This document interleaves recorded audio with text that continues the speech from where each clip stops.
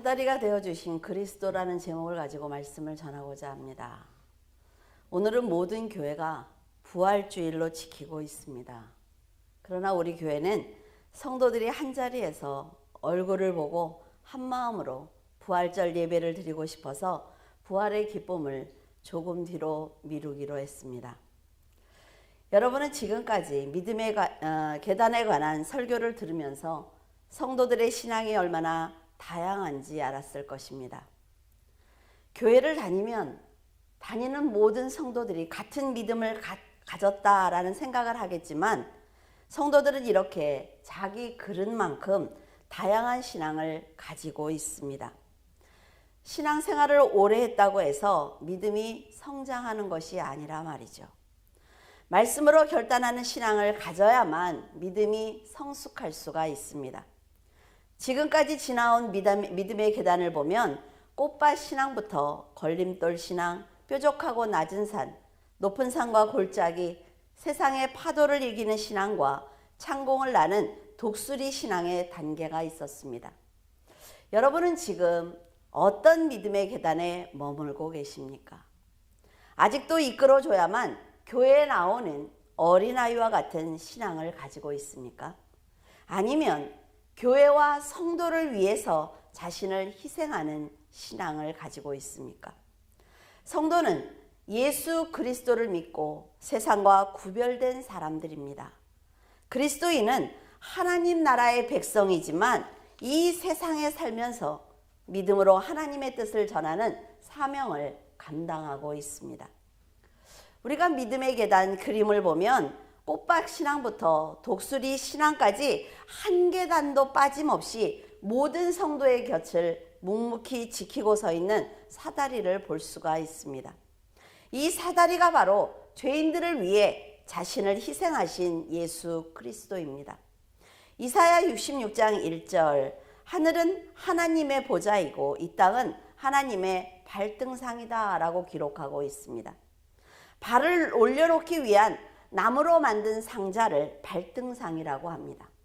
하늘 보좌에 앉아 계시면서 땅을 발등상으로 사용하고 계신 그리스도께서는 말씀으로 천지를 창조하시고 하나님의 형상대로 인간을 창조하신 창조주이며 모든 생명의 주인이십니다.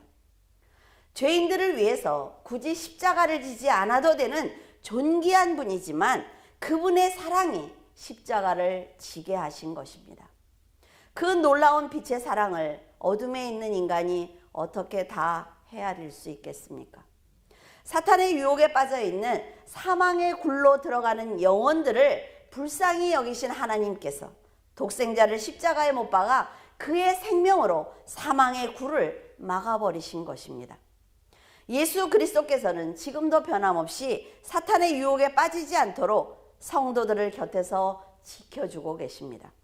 그래서 성도들도 예수님처럼 세상을 판단할 때 모든 이 기준이 구원에 맞춰져 있어야 하며 늘 감사하는 마음으로 살아야만 그 구원을 지켜낼 수가 있습니다. 만약 어떤 사람이 물에 빠져서 고난을 당하고 있는데 한 사람이 뛰어들어서 그 사람을 구해 주었습니다. 그런데 그 사람이 말하기를 나는 그에게 나를 구해달라고 말한 적이 없다는 것이죠.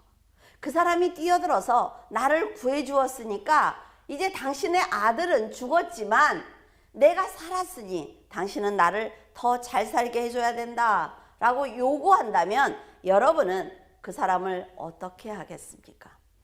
날마다 찾아와서 당신 아들이 희생한 대가로 내가 살아났으니까 이제 나를 더 편하게 살도록 도와주어야 한다고 한다면 여러분은 아마도 분노하실 것입니다.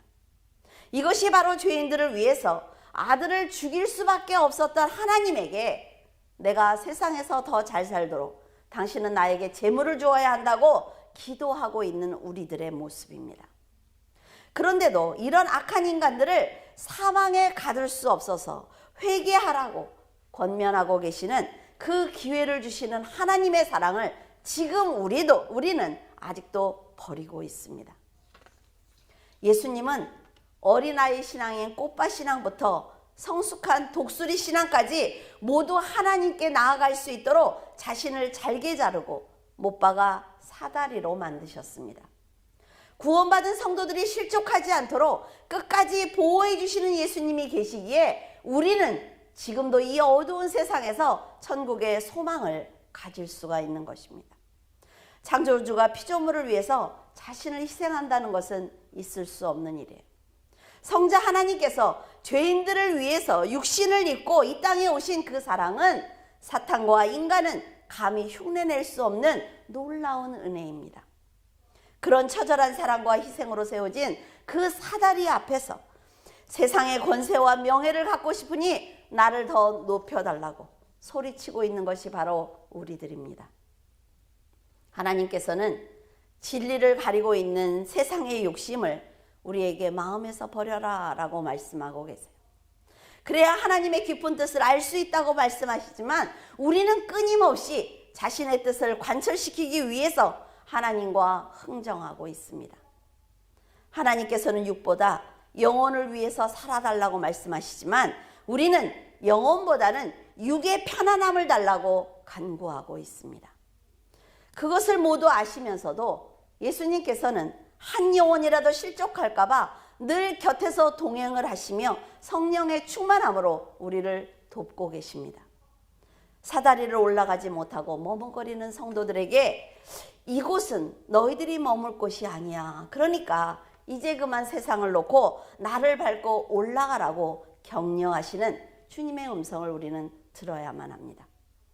하나님께서 이렇게 도와주시는데도 눈과 귀를 닫고 어떻게 해서든지 사다리 없이 내 힘으로 살아보겠다고 세상에 동조한다면 세상은 미로와 같으므로 결국 사망의 자리로 돌아올 수밖에 없습니다.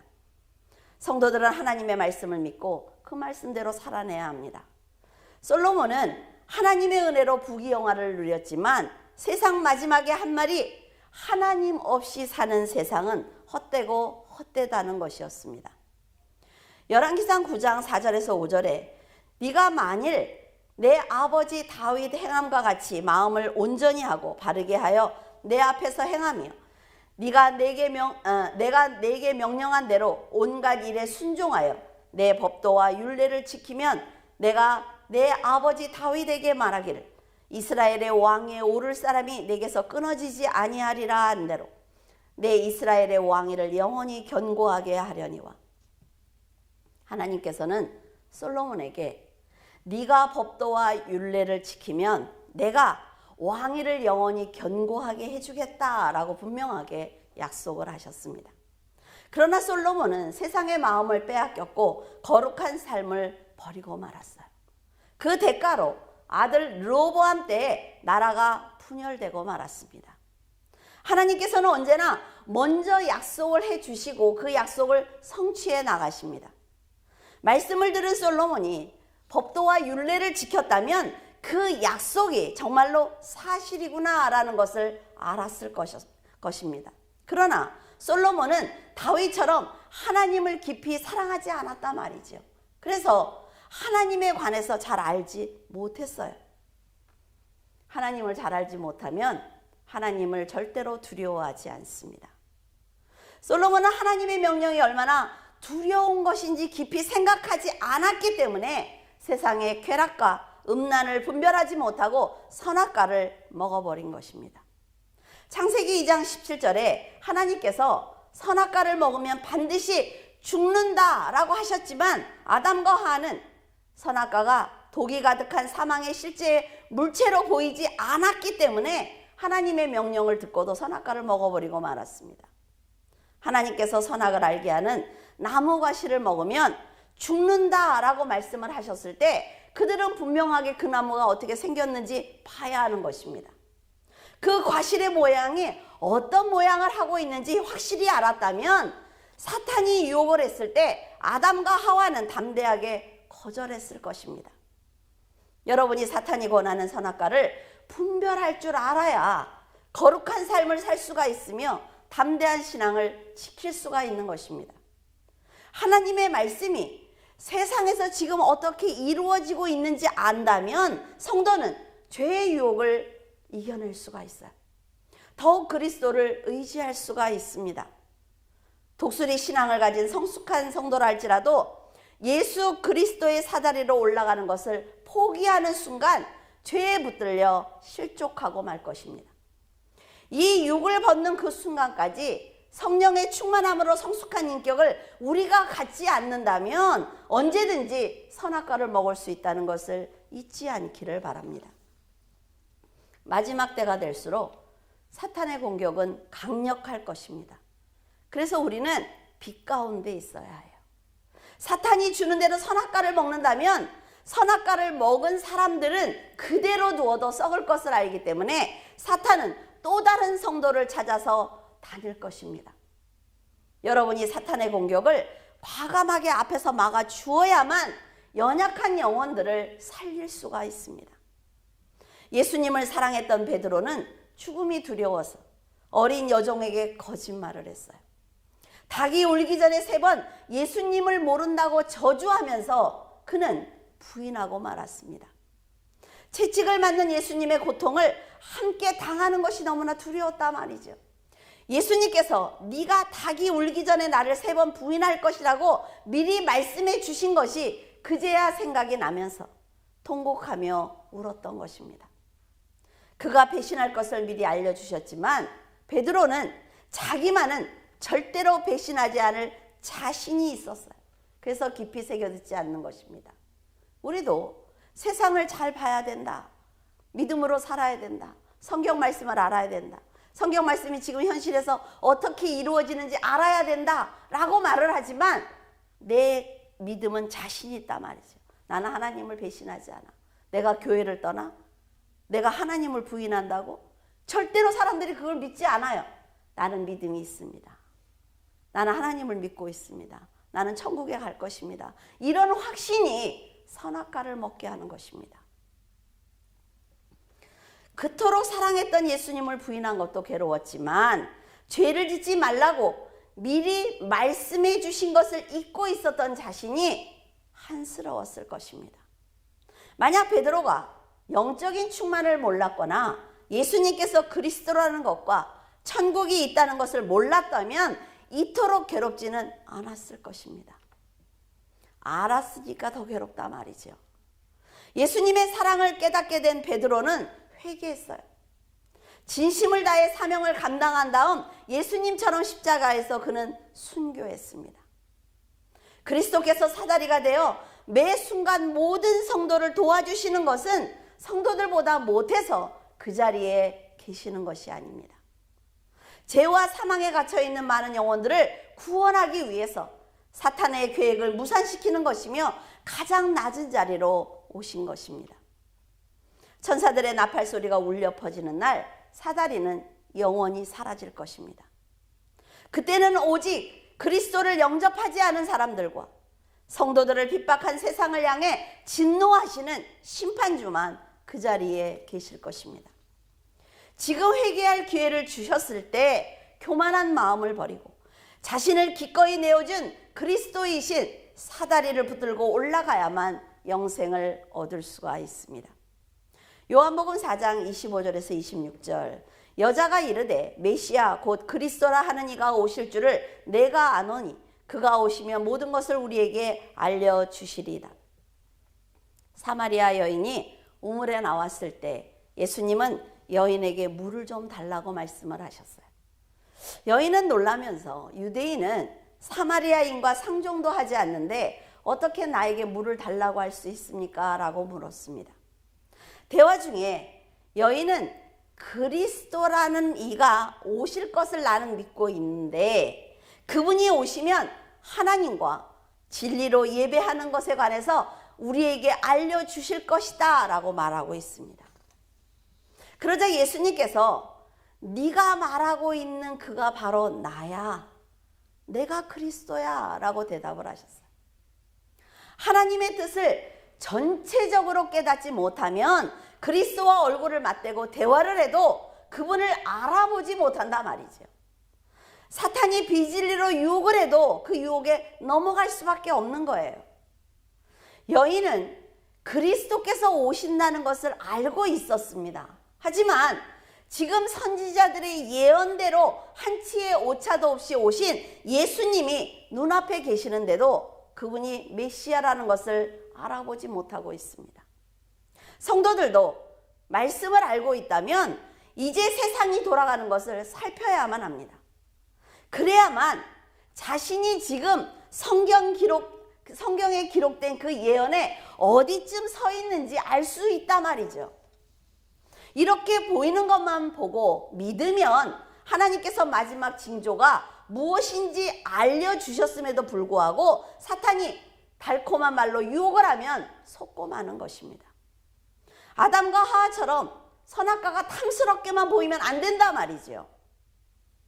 그것을 먹은 뒤에 어떤 일이 벌어질 것인지 판단하며 살아야 합니다. 성도들은 그리스도께서 우리에게 어떤 말씀을 하셨는지 꼭 기억을 해서 진리 안에서 믿음을 지키는 지혜를 가져야 할 것입니다.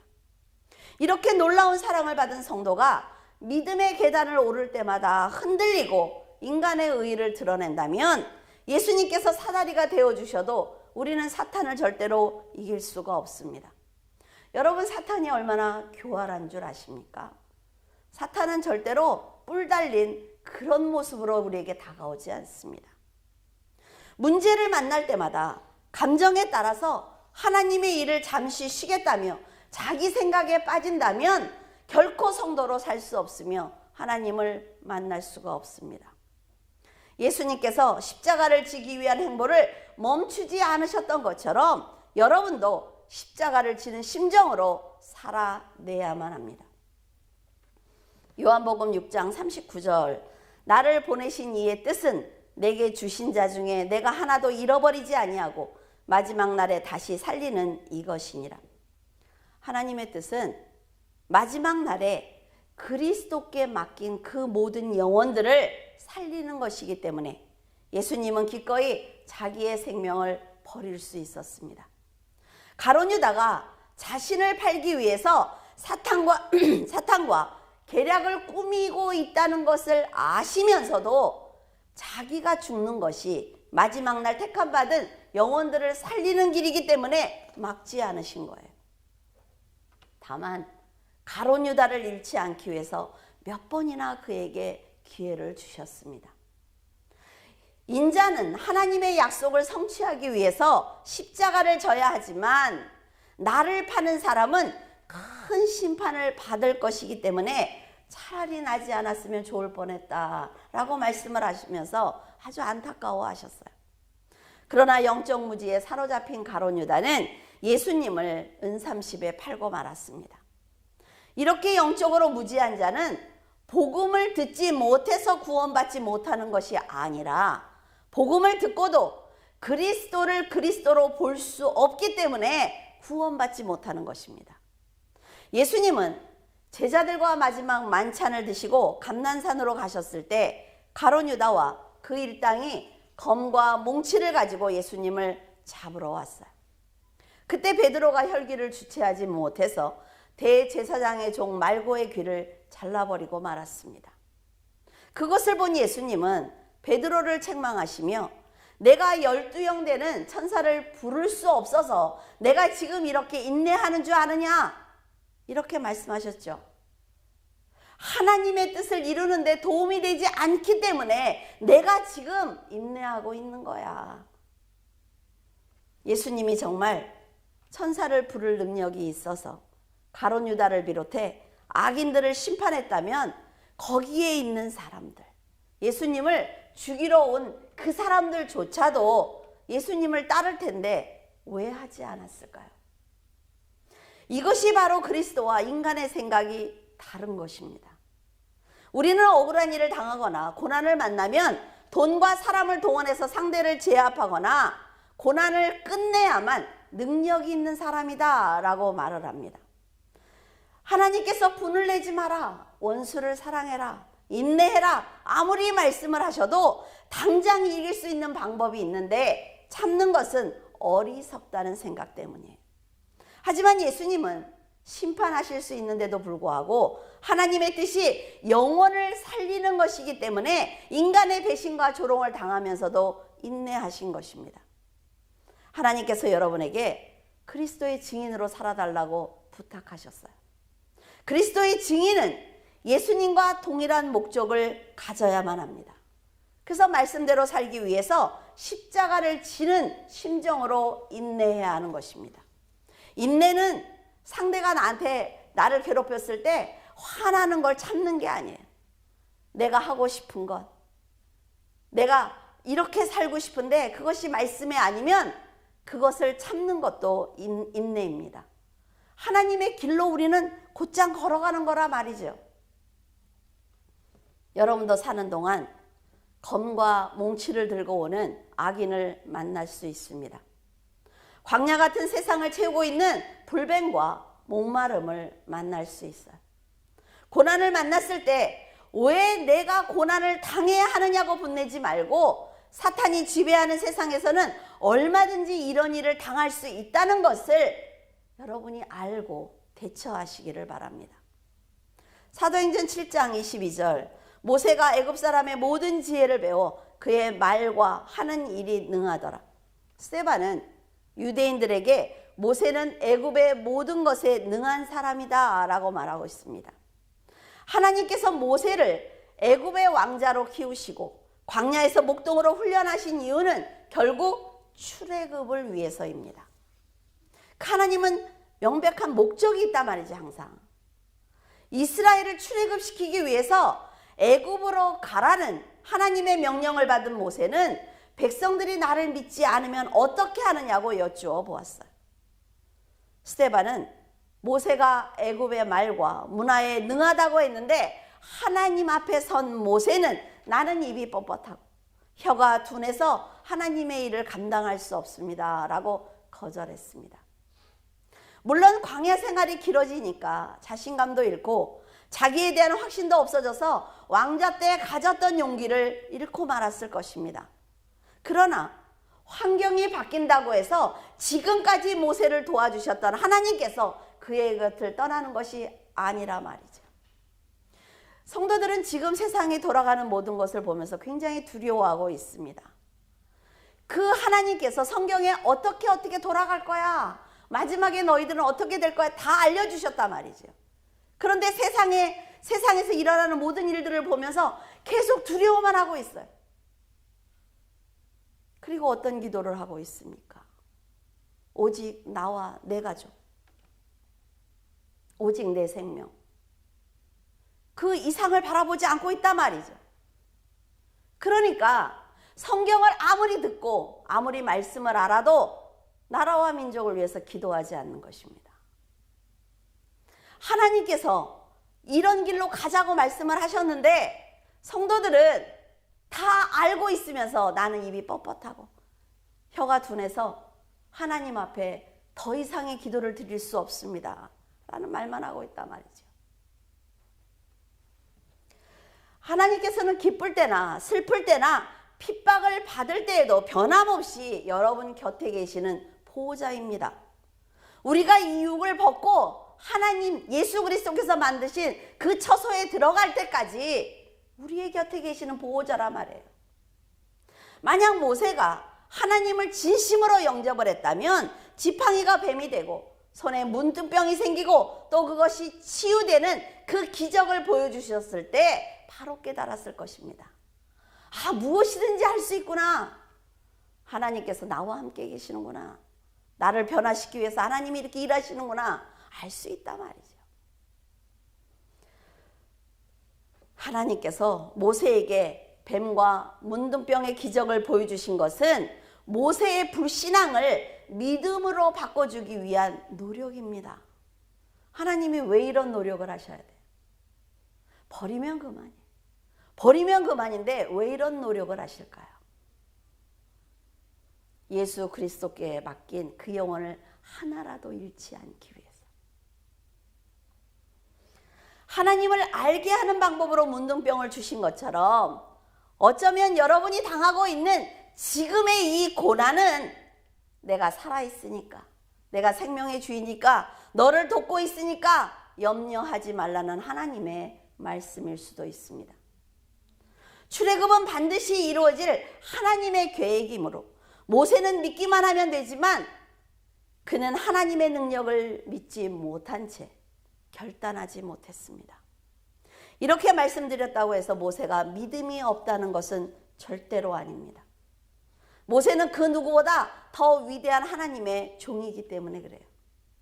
모세는 하나님께서 부르셨을 때 왕자 때부터 목동으로 살아온 시간까지 모두 지도자가 되기 위한 훈련이었다는 것을 깨달아야만 했습니다.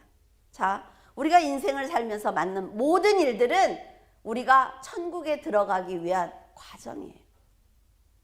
이것만 알고 살아가면 두렵지 않단 말이죠. 이렇게 하나님의 뜻을 바로 깨닫는 것이 왜 중요한가 하면 모세가 깨닫지 못하면 하나님의 계획을 실행할 수가 없습니다. 모세를 다 만들어 놨다라고 생각을 하는데 나는 못해요 이러면 하나님의 계획을 실행할 수가 없어요.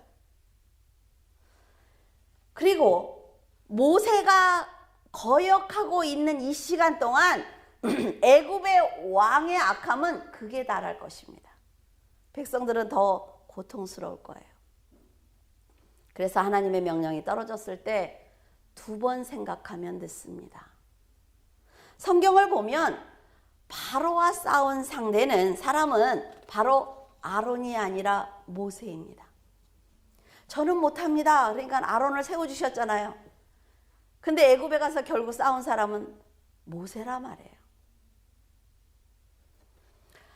결국 택함을 받은 모세가 감당해야 될 일이기 때문에 명령을 받는 즉시 순종하는 것이 바로 축복을 받는 믿음입니다. 하나님께서 여러분에게 지금 어떤 사명을 주셨습니까? 하나님께서는 여러분이 지금 어떤 일을 하기를 원하고 계십니까? 나는 상관없어. 그래, 열심히 하는 사람들이 하겠지.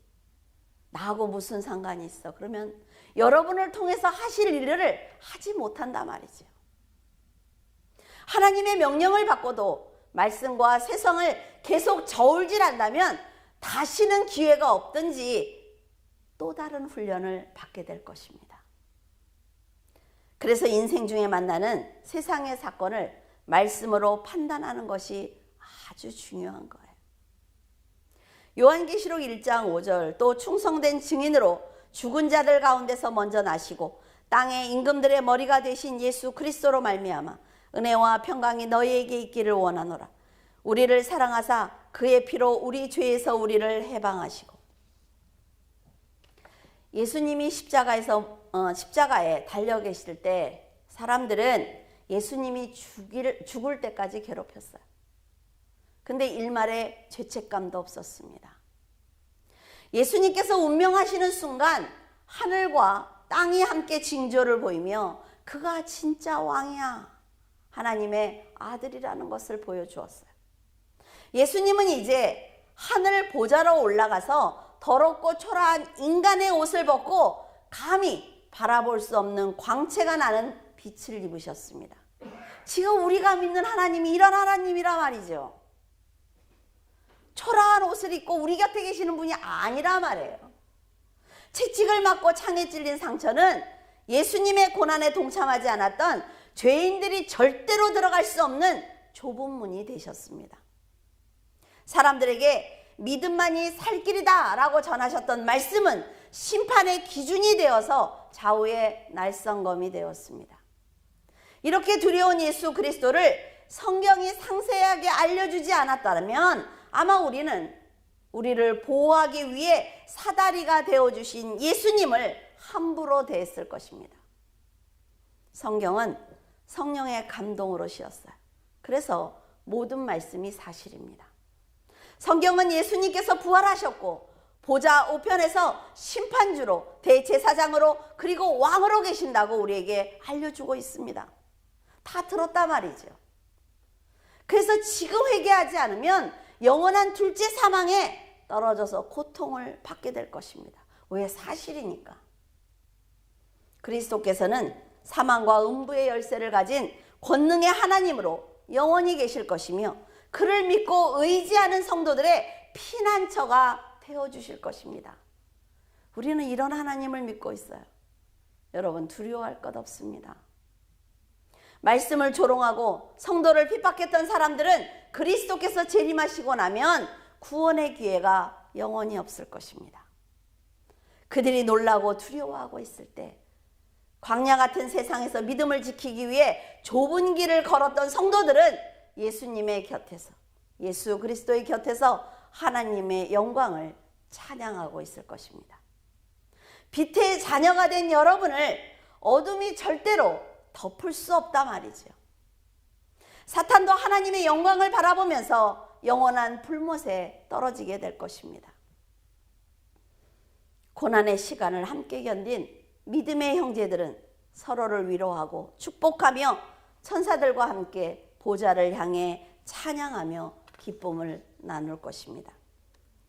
세상에 머물지 않고 사다리를 열심히 올라온 성도에게는 이렇게 아름다운 내생의 상급이 기다리고 있습니다. 여러분, 믿으십니까? 이 육은 아무것도 아니라 말이죠. 하나님을 만나는 내 영혼, 그것이 너무나 귀한데 지금 세상을 너무나 두려워하고 있어요, 성도들이. 예수님께서 당하신 십자가의 고통을 함께 나누지 못한 우리들이지만 예수님께서 몸소 만들어주신 사다리를 잘 밟고 올라가기만 해도 하나님께서 너는 정말 충성된 종이야 라고 칭찬하실 것입니다. 여러분은 쉬지 말고 예수 그리스도를 향해 사랑의 고백을 드리기를 바랍니다. 여러분이 지금 어떤 믿음의 계단에 서 있든 하나님을 경배하기를 멈추지 않기를 바랍니다. 하나님을 경배하면 그런 성도들, 하나님을 경배하는 성도들만이 사탄의 권세를 이길 수 있기 때문이에요. 하나님을 경외한다는 것은 하나님을 두려워한다는 거예요. 하나님을 너무 두려워하는 게 경외하는 거예요. 근데 우리는 하나님을 두려워하지 않고 세상을 두려워하고 있어요. 여러분, 믿음의 형제를 서로 이끌어주고 의지하면서 협력하여 선을 이룬다면 성숙한 교회의 모습을 보여줄 수 있습니다. 이번에 코로나19 때문에 보세요. 교회들이 얼마나 핍박에 타겟이 되는지. 우리가 잘못 살아왔기 때문에 그렇다 말이죠. 교회가 교회의 권위를 잃었어요. 목회자가 목회자의 권위를 잃었습니다. 성도들이 세상에서 어떻게 살았어요? 세상 사람들 욕할 것 없다 말이죠. 우리가 지금까지 이 사건이 터지는 이 순간까지 이렇게 살아왔어요. 사람들이 함부로 손가락질하도록 살아온 것입니다. 그래서 우리는 회개해야 합니다. 나라를 회복해달라고 회개해야 돼요. 성도들이 굳센 믿음을 가지면 교회의 머리가 되신 예수 그리스도께서 성도들의 가정과 교회와 나라를 평안하게 해주실 것입니다. 성도들 때문에 도와주시는 거예요. 성도들 때문에. 그러나 지금 성도들을 도와줄 가치가 없다 말이죠. 왜? 세상 사람들과 구별할 수가 없어요. 세상이 아무리 혼란스러워도 예수님이 곁에 계시니까 염려하지 말고 근심하지 말며 믿음으로 승리하는 선한 삶을 산다면 이 나라는 반드시 회복될 것입니다. 우리가 한자리에 모여서 예배드리는 그날이 빨리 올 거예요. 그리고 우리는 달라질 것입니다. 하나님께서 지금까지 우리를 얼마나 사랑하셨는지, 하나님께서 우리에게 얼마나 많은 기회를 주셨는지, 자신을 파는 가룟 유다에게조차 기회를 주신 하나님입니다. 우리에게는 또 기회가 올 거예요. 그때 우리가 어떻게 살 것인지 우리는 고민해야 합니다. 여러분은 그리스도 안에서 하나님의 보호를 받는 그리스도인이기 때문에 더욱 평안과 안식을 누리게 될 것입니다. 기도하겠습니다. 하나님 아버지, 깊은 감사를 드립니다. 믿음으로 살아드리지 못하는 저희들을 끝까지 사랑하고 계신 그 은혜가 있기에 저희들은 오늘도 하나님을 아버지라고 부르고 있습니다. 세상에서 일어나는 많은 일들을 보면서 우리 모두는 두려운 마음으로 살아가고 있습니다. 그러나 하나님을 아는 저희들, 하나님의 사랑을 받고 누린 저희들은 마지막 때를 향해 달려가고 있는 현실을 똑바로 보며 천국의 소망을 갖기를 원합니다. 하나님께서 허락하신 자리에서 믿음을 지키고 말씀의 거울에 자신을 살피면서 지혜롭게 살아가기를 원합니다. 성도들이 말씀의 반석에 서서 사다리가 되어주신 그리스도의 사랑을 전할 수 있도록 도와주시옵소서. 하나님, 세상은 너무 빠르게 마지막을 향해 달려가고 있으며 어둠으로 덮여가는 가운데 있습니다. 그리스도께서 저희들에게 담대한 믿음과 평안한 마음을 주셔서 복음을 전할 수 있도록 도와주시옵소서. 성도들이 서로 사랑하게 하시고 그리스도와 함께 있으니 두려워하지 말라고 위로할 수 있는 마음을 주시옵소서. 세상이 어두워질수록 성도들의 등불이 빛나게 하시고 더 많은 영혼들을 구원할 수 있도록 저희들에게 지혜를 주시옵소서. 하나님께서 계시니 저희들 두려워하지 않습니다. 하나님께서 저희들을 품고 계시니 모든 고난은 바람처럼 지나갈 줄로 믿습니다. 잠시 머무는 이 세상에 믿음의 흔적을 남기게 하시고 하나님의 이름을 높이도록 도와주시옵소서. 성도들이 한자리에 모여 하나님께 예배드리는 그날이 속히 오기를 원하오니 역사하여 주시옵소서. 감사드리며 예수 그리스도 이름으로 기도드립니다. 아멘.